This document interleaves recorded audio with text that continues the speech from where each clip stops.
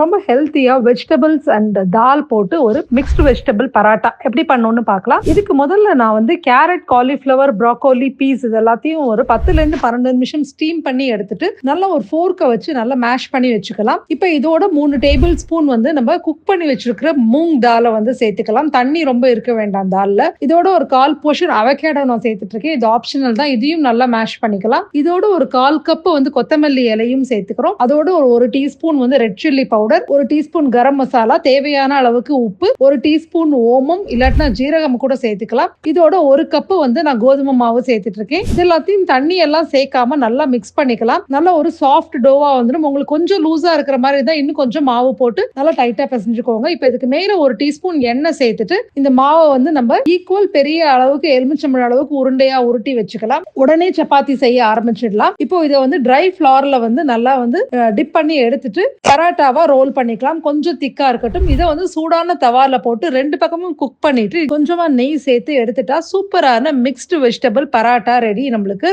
இதை வந்து வெறும் தயிரோட கூட நீங்க சர்வ் பண்ணலாம். இந்த ரெசிபியோட டீடைல்டு டெக்ஸ்ட் கீழே டிஸ்கிரிப்ஷன் பாக்ஸ்ல கொடுக்குறேன் பாருங்க. Thank you so much for watching this video.